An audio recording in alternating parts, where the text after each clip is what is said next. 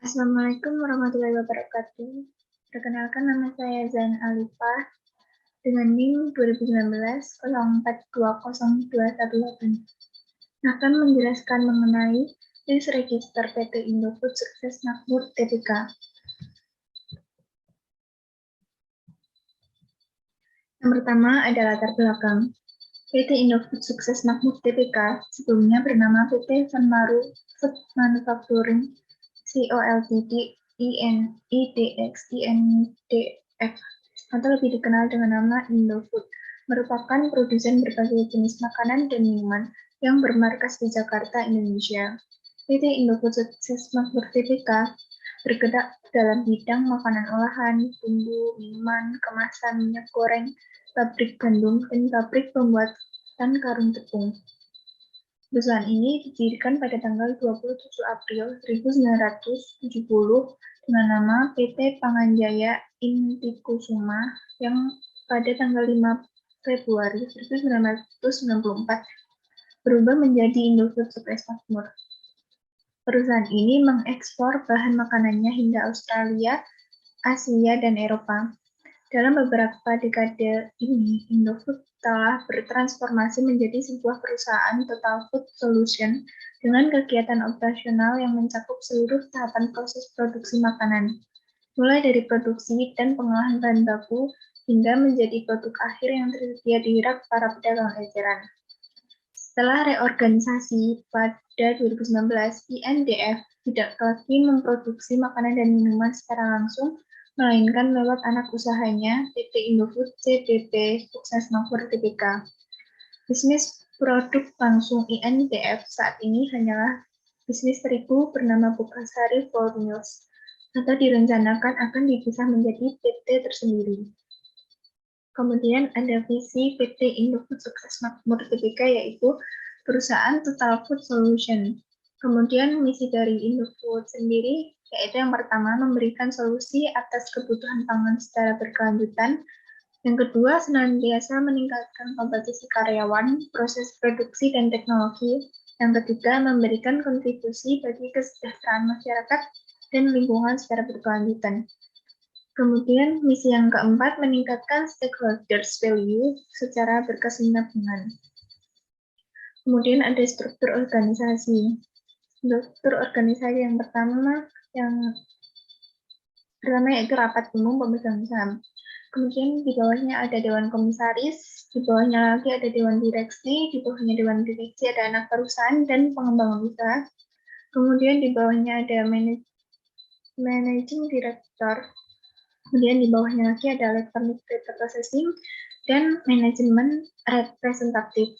Kemudian di bawahnya ada direktur pemasaran dan bawahannya, dan kemudian direktur operasi dan bawahannya, direktur engineering dan bawahannya, direktur keuangan dan bawahannya, dan direktur personalia dan umum serta bawahannya. Kemudian yang pertama, identifikasi risiko. Identifikasi risiko yang pertama ada kejadian risiko keamanan pangan.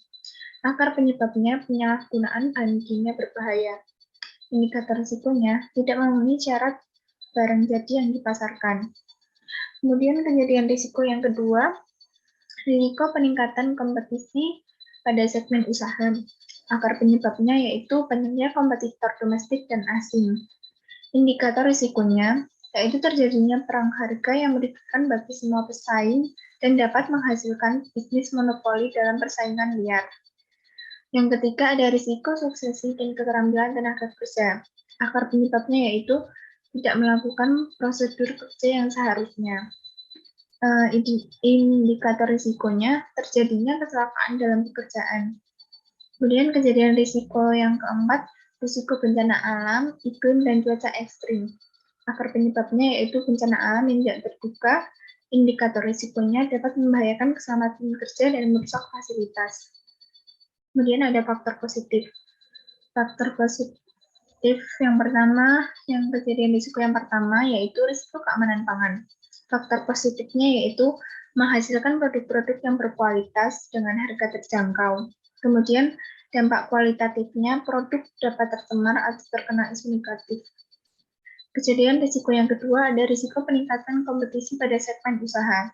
Faktor positifnya yaitu pesaing berkonotasi positif dengan motivasi untuk selalu kreatif dan inovatif, juga menetapkan harga wajar. Dampak kualitatifnya yaitu produk yang dihasilkan ditiru atau disamarkan oleh kompetitor. Kemudian ada kejadian risiko suksesi dan keterampilan tenaga kerja. Faktor positifnya yaitu memicu produktivitas tenaga kerja, dan dampak kualitatifnya yaitu menimbulkan peluang pengangguran dan ancaman bagi tenaga kerja yang tidak terampil. Kejadian risiko yang keempat yaitu risiko bencana alam, iklim, dan cuaca ekstrim. Faktor positifnya yaitu memiliki reputasi yang baik di masyarakat karena perusahaan tersebut peduli terhadap lingkungan. Dampak kualitatifnya yaitu meningkatkan pencemaran pada lingkungan. Kemudian ada risiko inheren. Kejadian risikonya, risiko keamanan pangan. Probabilitasnya 3 atau sedang, dampaknya 4 atau berat, skornya 12, dan tingkat risikonya high risk. Yang kedua ada risiko peningkatan kompetisi pada segmen usaha, probabilitasnya 4 atau besar, dampaknya 4 atau berat, kemudian skornya 16, dan tingkat risikonya ekstrim atau high. Kemudian risiko suksesi dan keterampilan tenaga kerja. Probabilitasnya 2 atau kecil, dampaknya 3 atau sedang, skornya 6, tingkat risikonya medium risk. Kemudian risiko bencana alam, iklim, dan cuaca ekstrim. Probabilitasnya 4 atau besar, dampaknya 5 atau berat, skornya 20, dan tingkat risikonya ekstrem high. Kemudian ada mitigasi risiko. Yang pertama ada risiko keamanan pangan dengan risk ownernya manajer pengembangan dan pengawasan mutu produk. Rencana tindakan mitigasinya yaitu dengan menghindari penggunaan bahan kimia, menguji sampel pangan sebelum dipasarkan, serta meningkatkan kualitas produk. Yang kedua, ada risiko peningkatan kompetisi pada segmen usaha. Risk ownernya marketing department. Rencana tindakan mitigasi yaitu dengan melakukan riset dan memastikan target pasar. Yang kedua, dengan menciptakan keunikan tersendiri dari produknya. Yang ketiga ada risiko suksesi dan keterampilan tenaga kerja. Risk ownernya manajer personalia. Rencana tindakan mitigasinya yaitu dengan melakukan inovasi secara berkelanjutan dan mengembangkan pelatihan. Yang keempat, ada risiko bencana alam, iklim, dan cuaca ekstrim. Risk ownernya yaitu tim korporat intern. Rencana tindakan mitigasinya yaitu dengan mengurangi dampak yang ditimbulkan. Yang kedua, dengan identifikasi terhadap bahaya dan ancaman. Kemudian ada profil risiko inheren. Risiko inheren yang keempat yaitu dampaknya berat. Risiko inheren yang ketiga dan kelima, dampaknya berat. Risiko inheren yang pertama dan kedua, dampaknya sangat berat. Kemudian profil risiko residual.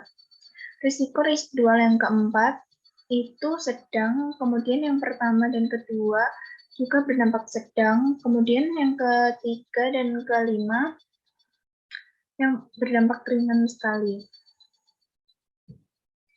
Risk apathy. Risk apathy yang pertama itu inherent risk ratingnya extreme high, kemudian residual risk ratingnya medium risk, dan risk apathy-nya low risk. Yang kedua, inherent risk ratingnya extreme high, kemudian residual risk ratingnya medium risk, kemudian risk apathy-nya low risk.